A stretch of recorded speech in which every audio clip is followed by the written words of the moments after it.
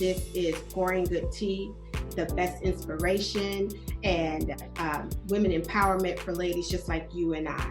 Tonight, I'm really, really excited because I have one of my favorite professional people and someone that's very likable, none other than Sidney Gaskins. What we're going to be talking about and the topic of tonight is self-care, but more specifically, mental health care and what that looks like for us. I want to start off by taking a little sip and tipping it out because this time of year, we want to say thank you to all of the teachers, whether it be pre-K through doctorate, postdoctorate, and all the mentors. This has been a tough year for everybody, but thank you, thank you, thank you. I don't think our teachers get enough, and we just want to say thank you to everyone. If you know a teacher, send them a thank you, even if they've not taught you. They've taught someone that's going to benefit you at some point down the road. So thank you once again, and this sip and this episode goes to the teachers that empower all of us. Now, let's get started. You sipping over there, Miss Sidney? Got my tea. Okay, we're gonna start. We're gonna start with an introduction. I would prefer you tell us who you say you are. So introduce yourself to our listeners. Oh my goodness, who do I say I am? That's like a deep question, right? Because most people would say, "Oh, this is what I do," all that kind of stuff. So I'll just start with I just consider myself a person who is adventurous, who enjoys different things. I love cooking. I love learning, and I love a good kill 'em up, like Dateline. Right. But I am trained as a yoga instructor, a licensed professional counselor, and I'm also an organizational psychologist. Wow. Very impressive. Very, very impressive. It's impressive for a lot of reasons. One, I'm sure that takes a lot of dedication, education, and we need more people that look like you to help people that look like me. What made you interested? What was that moment that made you interested in be pursuing what you do in this profession? And how did you know that's what you wanted to do? That's interesting. So I would go back to my counselor in middle school about something that were going on, and I couldn't think of who to talk to, and I went and sat down and talked to her about what I was feeling and what I was thinking. Mm-hmm. So it was my middle school counselor. And what's funny is I literally cannot remember her name, but she was the one person that I knew I could go talk to. And so I was like, well, okay, I could talk to her. And I think just as I grew, I talked to different people and I just felt comfortable. I originally wanted to be a teacher, and I think I still do that in a different way. But as I went to college and actually in high school, I did do some teaching. I was like, I would take all these kids home with me. I probably shouldn't be a teacher. I would take all these kids home with me. And then I was in social work for a while and I was like, I don't really want to do it that way. Social work as in a case manager for CPS. I don't really want to do that. And I was like, yeah, I think it's more like the counseling. I wanted to help people in a different way. And so I think it started from being in middle school and feeling like I didn't quite fit and I wanted to find something that I could do. And I went and talked to my counselor. She was like, why don't you try this? And I went, Mm-hmm. okay. That's interesting because traditionally, and we as women or women of color are often um, historically we go into roles, as you said, like teachers, childcare providers, um, things of that nature. And so it's really good. And I don't imagine that when I was growing up, I didn't hear about a lot of people that were therapists that look like me. So kudos to you. Has it been a very receptive career field for you amongst other? Because in studying some psychology in the past, it's a very male dominated career field. So how has that been for you? So I'll go back. I'll take it back a little bit, right? Okay. So I've always played sports. Sure. And most of the sports I played, I was the black girl on the team. Okay. So being a black woman in a white male and white female dominated industry wasn't a worry for me per se. I got into it partially because I knew there weren't people who looked like me, and it was something Okay. that I wanted to do. I think the struggle comes when there are, how do I say it? So feeling like you have to validate who you are within the class. Right. you Right. know, when you go to trainings and having to make sure that you have conversations with people that include people who look like me and people who look like my friends who are, you know, who are Asian, who are Right. Muslim, who are Buddhist, who are, like you have to do that. And then somewhat feel like you have to justify that you do know that you see people who look like me and you should Right. know these, Right. right? Like you should be having these conversations, right? Especially since you're caring for everyone, or particularly Well, anyone. that's what your standards of practice say, right?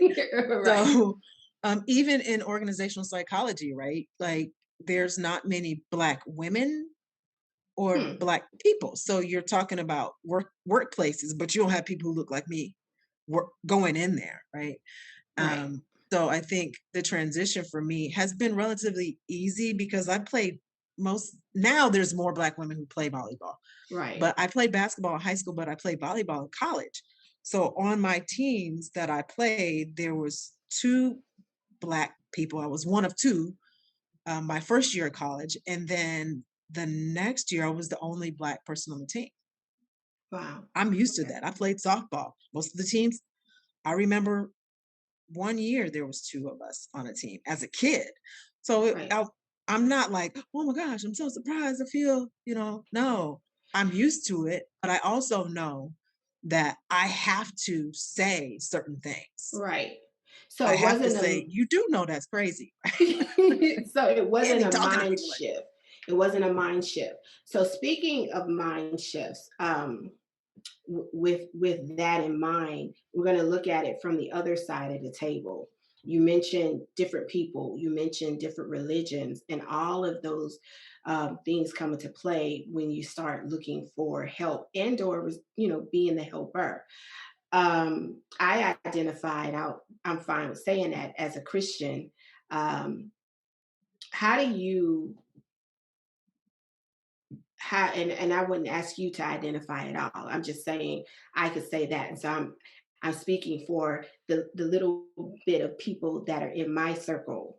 And I'm not that. speaking Mhm. for everybody out there. But I would say that historically women in my age group, in the 40 plus and beyond age group, they've struggled with the idea of therapy for community and societal norms, and because of the whole "I'm strong, I'm okay" thing.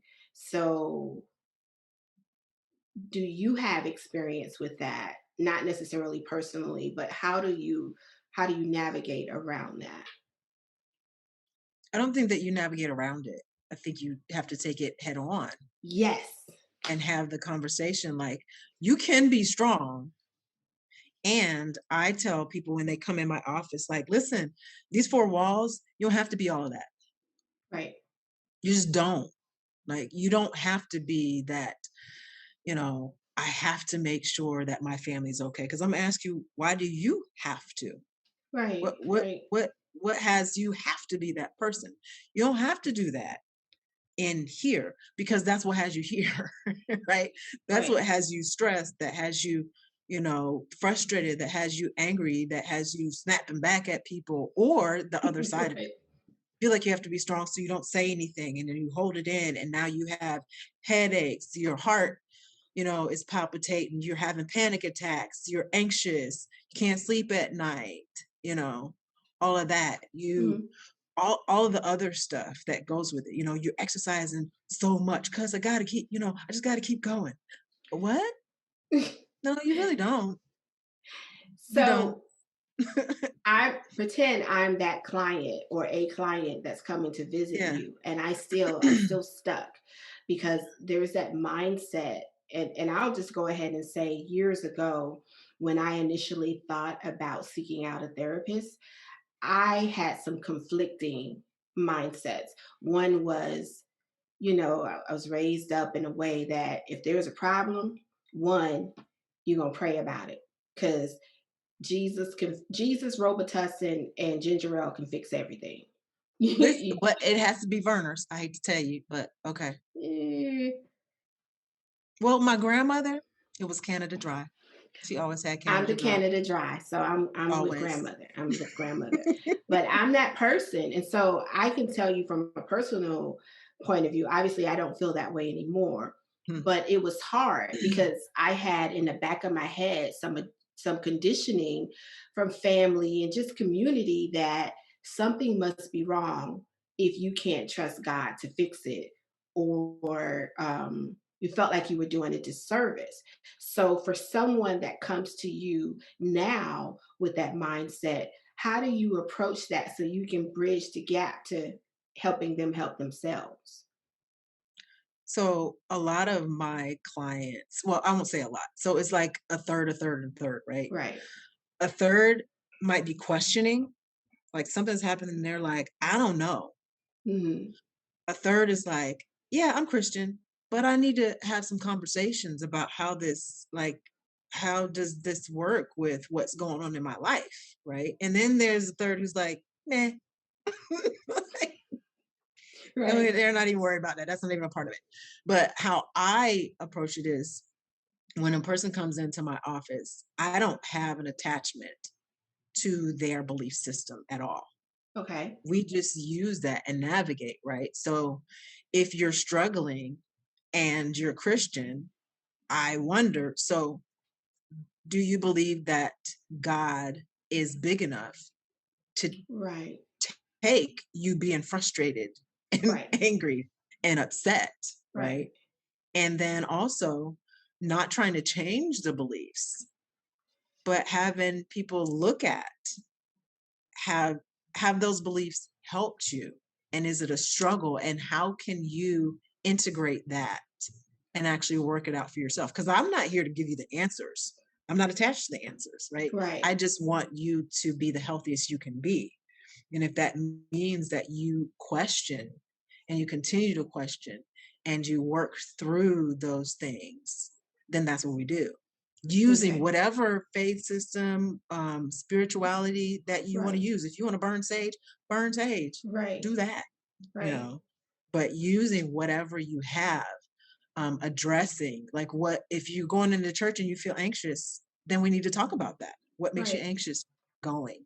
How do you feel Sunday morning, Wednesday evening, whatever day it is? Right.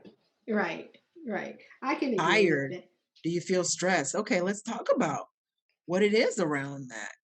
If it's, you're reading this verse and you feel like you've been taught, like, I grew up in a Christian church, right? You're taught that if you pray a certain way and something doesn't happen, then what do you do with that, right? Right. Especially if It's it's something big. conditioning.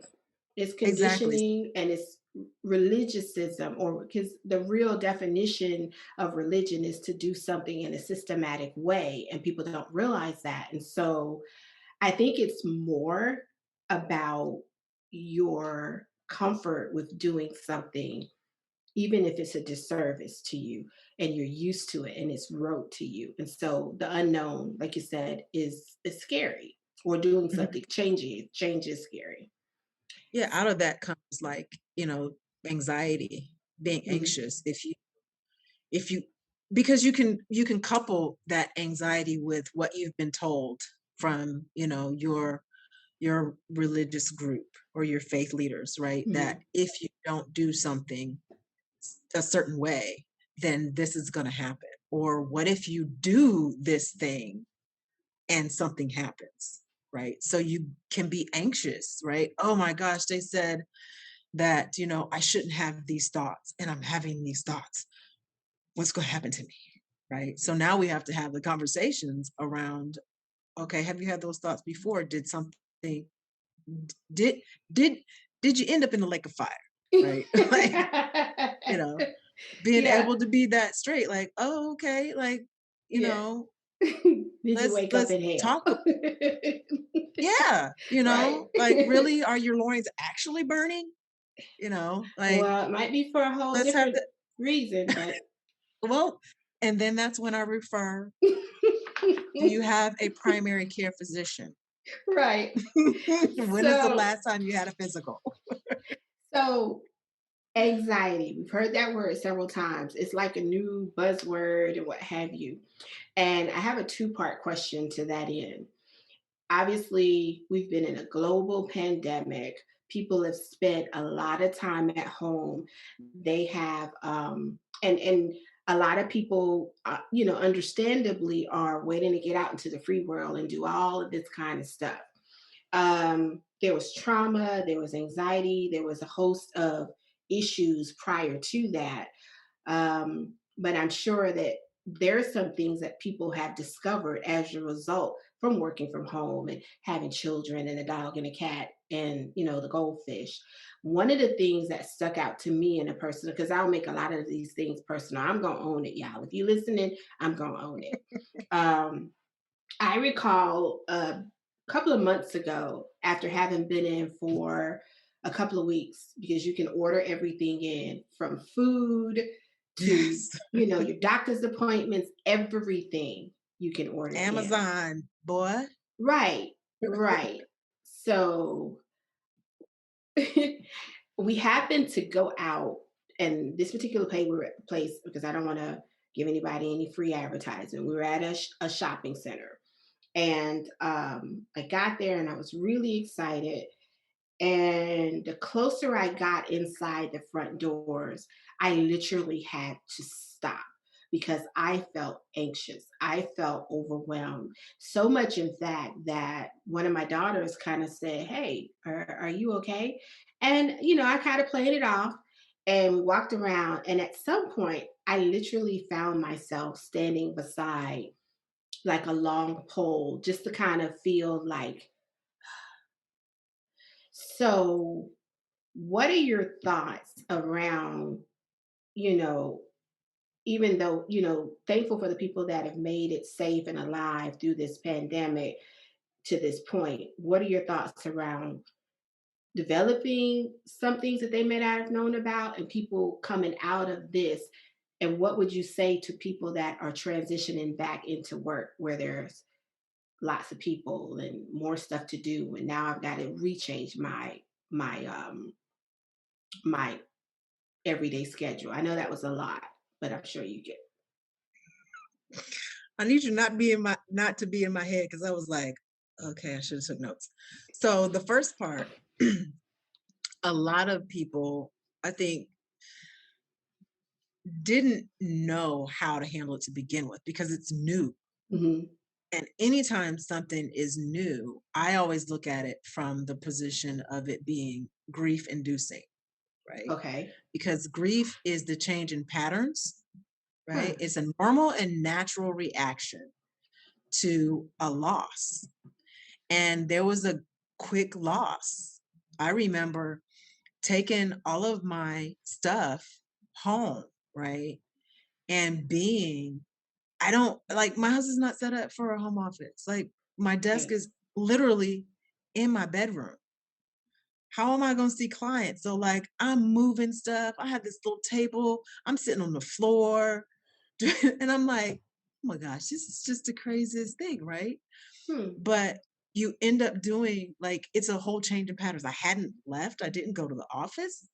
So people are like, what do we do? Like you're living in a bubble. And it can cause anxiety, frustration. Some people are caught in situations that they w- are used to being able to get out of. So domestic violence, you have Hmm. people increase in, alcohol Right. being consumed, right? Right. So you have all of these things going on, and adjusting to it is not easy. So people had to find some type of coping mechanism, Okay. whether like you saw, was it in I want to say it was in Harlem, but one of the places in New York where people would stand out on their patios and sing. I remember seeing that. Like you can't you can't go hug someone, but we have this community called song, Right. right? We all know this song. Somebody stands out and they sing it. Oh, okay. So I'm not alone. Right. Nobody cares whether or not I can hold a tune or not. And we just enjoy like being outside and connecting with each other. So it was a connection, a transfer of energy, and that's Yeah. yeah, I Because I think remember people feeling miss that. that and Hmm. still do to a certain extent. Because people Right. like bumping elbows is not the same as a hug, right? But it's something to touch. Yeah, and touch is a big thing, whether Hmm. we like it or not. Like being touched does something for our bodies, for our brains, right? For your heart, moving blood. There's something about touch. The second part of your question, like moving back into, I guess that all depends on who you are. And the other side, it works too, right? Someone who doesn't particularly care to be out with people might be like, this is not bad. But I think those people were probably like also kind of like, there's only so long because they Right. may like to be home, but you still want to go to the store every once in a while and walk around and, that type of thing. But the other side of it going back, I think people have to consider on the mental health side, what are you comfortable with, and how do you keep yourself safe? Like, I allow clients, like, they can come in if they want to sit with a mask on, you can sit with a mask on. That's fine with me. I'm okay. I have clients who I have not physically seen in over a year because Hmm. they're not comfortable with it. And I'm okay with that. If they're not comfortable, if you have to go back to work, now you have to have some conversations with what are you comfortable with? How can you manage yourself? What are some of the things that you can learn to do, like breathing exercises, grounding, being able to get up from a desk? Where are some safe places for you to step away if you become overwhelmed? One of the things that um, I like to teach clients because I don't generally see kids. Hmm. So most of my clients are adults. And when they're anxious, usually we, tighten up. So I tell them, Right. you got to open your chest, but you don't want to be at work doing all kind of crazy stuff at your desk, right? So, so I'm like, just put your arms behind your desk, like if you have a chair, and grab your hands because that pulls your shoulders back and opens your chest, and you have to breathe like That's a good idea. in deep, and then you don't look crazy doing stuff, right? Right. I'm gonna have you out here doing all kinds of, foolishness, right? Because I used to tell some clients, you can put your hands over your head, kind of like in prayer, right? Right. But you don't want to be sitting at your desk doing that unless you want to be that person. You can enjoy, but just putting your hands behind your desk. But you want to find some small things that you can do. Hmm. You got to have your little bottle of hand sanitizer. Do that. Got little wipes in the office. I like the fact that you suggest options on so many different levels because it speaks to who we are as a people, how different we are, what our experiences are, what have you. And I'm going to go back to that word anxiety again because a lot of people how for someone listening, how can they identify what anxiety may look or feel like to them? So it's excessive worry, not just, excuse me, we all have worries, Right. but we're talking excessive worries, like you're worried about something happening to a family member. You're worried about if you go outside and, you get in the car, like what can happen? I Mhm. could get, you could, but you've Right. probably done it a million times and it hasn't happened. right? You worry about the grocery store. You worry about, it's just excessive worry. You may also have a racing heart, Mhm. right? Like sweaty palms or sweaty, feeling clammy, um, hard to breathe, Okay. type of things. You may also be a person, and this is something that doesn't usually, I think most people don't think about when they connect anxiety, but having a hard time sleeping. That is falling asleep, staying asleep, or getting up earlier than you normally would. I'm not talking like 10 minutes. Right. I'm talking like hours, right? If your So go alarm is ahead. supposed to go off at 5 and you wake up at 3, Hmm. and then you can't go back to sleep, right? Or you wake up in the middle of the night and you fall asleep and then you wake up again 30 minutes later. You fall asleep, you wake up again an hour later. You Hmm. know, those interruptions can be indicative of anxiety.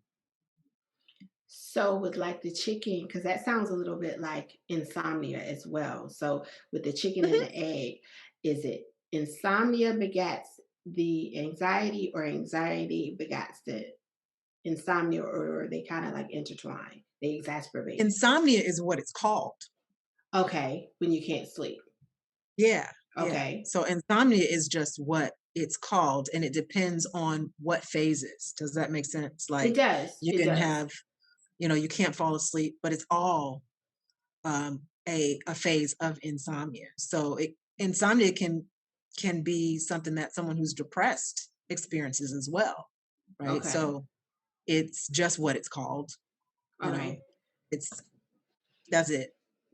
But Okay. often when you're anxious, your mind is still going, right? Your mind is going, you're worried, can't sleep, breathing, all that kind of stuff. And so you might fall asleep and you wake up, or you fall asleep and you get up early, or you can't fall asleep and it takes a long time. Okay. So I'd like to ask another word. I have two. One is depression. A lot of us think we know what depression looks like. What are some things that those who are not in the know would be surprised that depression looks like? Some symptoms. Depression can look like a person that you see on a regular basis who smiles. Hmm. I think a lot of people see the commercials, they have the little cartoons that walk around with the Right. cloud over their head. Right. Yeah, no.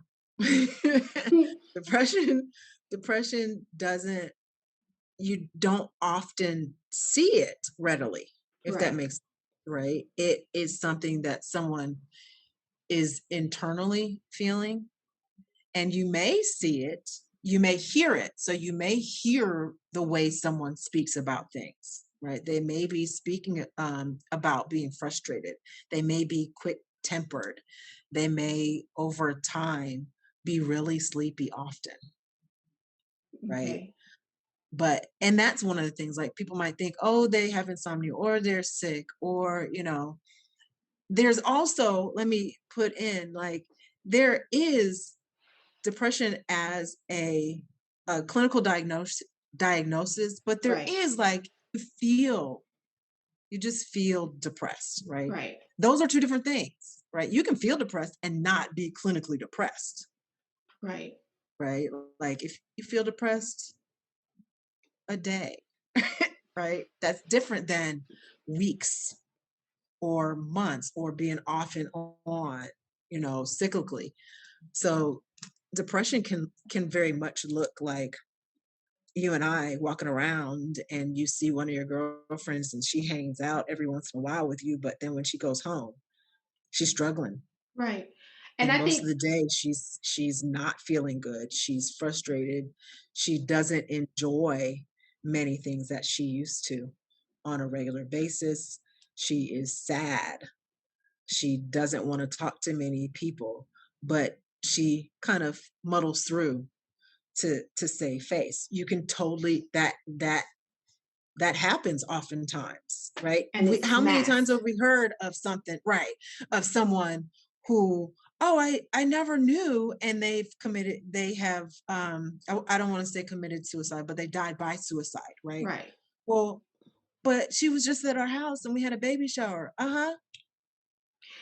That's a And I question think, too. yeah, it is. And I'm glad you explained that because a lot of times we don't know that we're depressed. We don't even know what we're supposed to look for because, like you said, conditioning. We Yeah. see commercials and different things, or we think it's supposed to be something that's a weak person or a sad person or this gray cloud. And so I'm really glad for our listeners that you broke down some of the variable ways that depression, what it can look like. It could be the person that's smiling and joking and rushing to take care of you. So I would encourage anybody that's listening or watching to say, hey, the next time you see that little meme that says check on your strong friends, actually do that, because Hmm. you'd be surprised how many of the smiling, strong, people that are really suffering in silence and knowingly that they're depressed, or may not know. They just think I'm going through whatever. I'm not Well, the because therapist that's what we're here. taught. Yeah. But that's what we're taught in our community is that you just get through it, Right. right? Like that's what our people do. We've Right. been doing it for years, 400 plus years. Right. Yeah, and there were people who were not well. They Mm. were frustrated, they were angry, they were sad. Their home life was terrible. They were at each other's throats. They were, angry, mean, and then they showed up at church on Sunday and had their tambourine Right. and they put on their robe, Right. or they were the pastor, Hmm. right? They were the usher. Hmm. They were the lead of Wait the a minute. I mother's don't know board. because I Yeah. all the ushers I've known were pretty mean. So I'm sorry if you're usher, Ah, but I hear, give me your gum. They want yeah, your gum. give me How your you gum and always don't after sit my there. gum? Leave my gum alone. My See, gum ain't I bothering have a you. slice. I'll share. But yeah, I can see that. I could definitely see that. Yeah. Wow. That that's an eye opener because when you were saying that, so many people from my past, even as a child, came to mind, and I'm just thinking, you just needed a hug because you needed some you time, some self care, and some mental health care. So that's that's that's pretty big. Um, for people who have not either had a good experience or they're contemplating going to speak to a therapist, what are some things that they should be looking for? If I'm a woman and I'm ready to get out there, or I had a bad experience years ago, what should I be looking for, and what do I have the right to look for, because a lot of people don't know that. I love that question because that's something I actually want to um, do some work on. And I don't want to say work, like share with people because when prospective clients call me, I tell them I want you to ask all the questions that you have. Mhm. I do a free 15-minute consult and sometimes they go a little bit longer, but I want and I try to keep it focused, but I want them to feel like they can ask questions. And I say, if you call to talk to someone and they don't want to spend time answering your questions, they're not your people. They're Mhm. not your therapist. Because if you're new to it, someone needs to be willing to sit with the fact that you're new. And this can be a little bit scary. It's overwhelming, right? That you're actually opening up something you probably haven't talked to many people about. Right. And you want to be sure that this is the right person. So you have the right to ask. I would love to say anything, but people go way too far. So There's always that one. exactly. Somebody gonna push the buttons, right? So you have the right to ask, about their training. You have the right to ask me about my hours, about my fee, because that should be something that should be known, period, right? Right. What insurances do you take? Have you ever dealt with someone like me? Right. So Mhm. there are places in the US. The fact is that there's not a lot of therapists who are Black and brown. Okay. So many people are going to end up with someone who doesn't look like them. And Right. that's not just and there are therapists who don't look like you and I who are well versed in working with different cultures, right? Mhm. But you want to ask the questions and listen for whether or not they answer them in a way that you're comfortable with. Mhm. Now, that's not to say go into it just waiting to get the gotcha moment. Like, I knew she Right. didn't know like, he don't know nothing, he ain't never worked with no Black people, right? No, you want to be like, oh, okay. If you want a woman, you want to find out, have you ever worked with a Black woman? Right. What was their experience? How would they handle certain things? With what's going on right now, you have the right to be like, listen, I don't agree with X, Y, and Z, or I feel like I need someone who will understand that there are some racial things going on in my life, or I'm fearful of that. Is that something that you feel you can address? Don't not say it and then get in session and not talk about it and then go to your friends and be like, she wouldn't even ask me. Well, Because it's that's your not where you session. get. It's not to Talk help. about it. Right. Yeah, like ask, because if they aren't prepared to handle that, then they're not your people. Now, on the backside of that, I tell all of my clients when they come in, and I do this intermittently, right? Mhm. That this isn't a contract that you can't get out of. Right? Like, if you come in and something isn't going well and I'm not addressing something, first, I want you to address me. Let's have the conversation. Whether it's about your Okay. finance, you want to talk about what's going on socially and I haven't said anything, talk about it. Ask me about it. Let's talk about it. Second, if you get in sessions and you're not comfortable, address it, see how they continue with it. And you have the right to be like, I don't want to be in this anymore.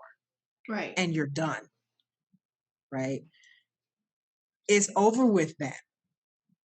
And that's A okay. therapist is, what'd you say? And that's okay.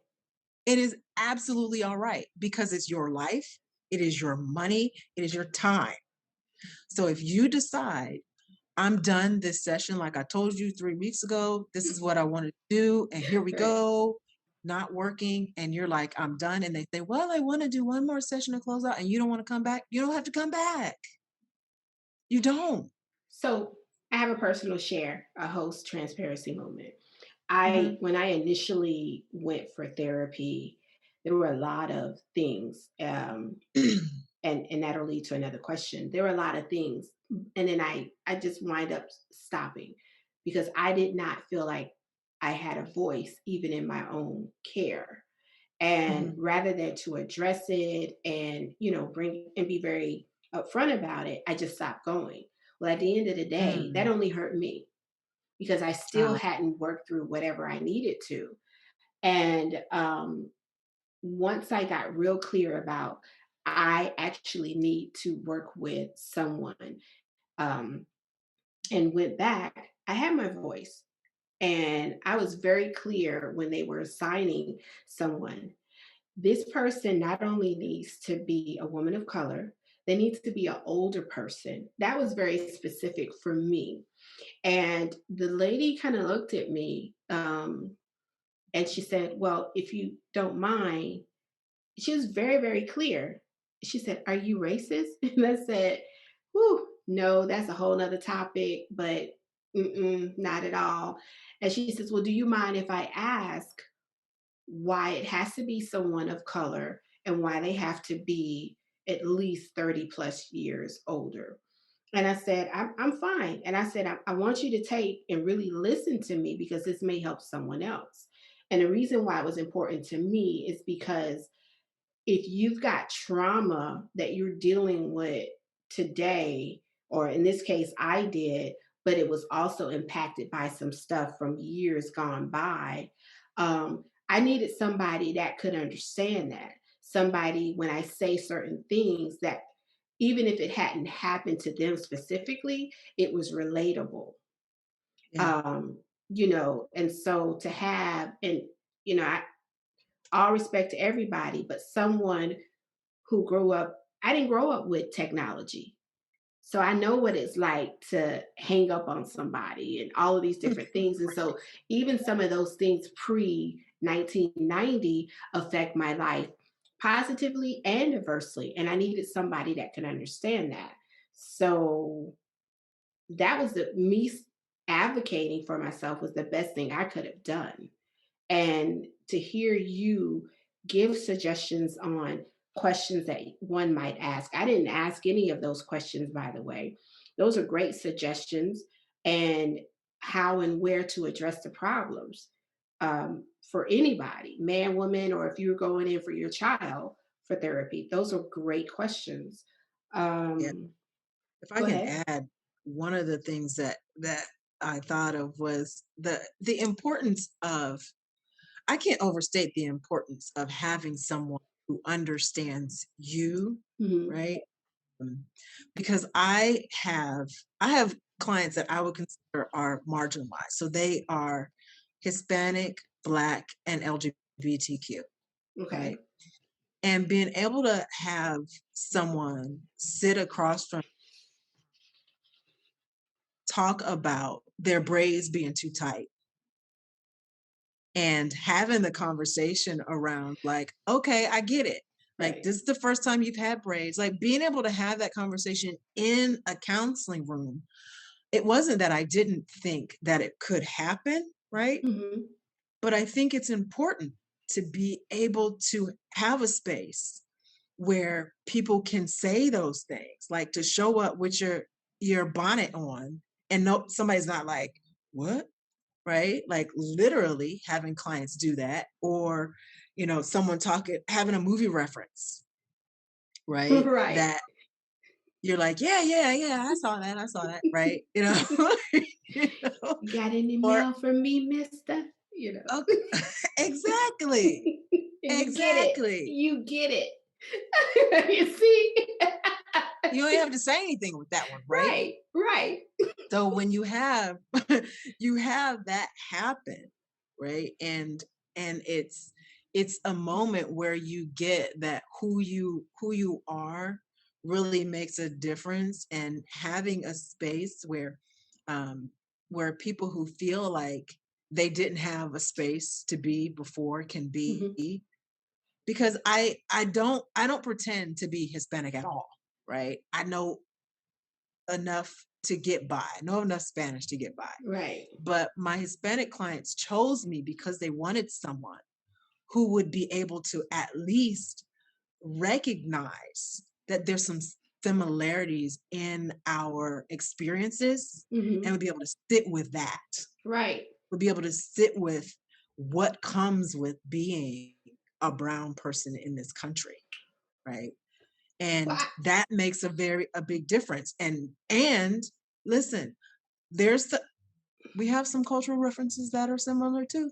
here's the Right? thing. If I'm in the middle of therapy, I and I'm unpacking who I am and my experiences, the last thing I want to do is to educate you. I don't want to have to explain this, and I can't even think, there was something that a client had said once, and the light bulb went off for me with them, Mhm. because I was like, I'm so glad, and that they don't have to explain that expression. And I Right. forget what the expression was because I had heard it before, right? Right. But they said it, and I thought to myself, could they have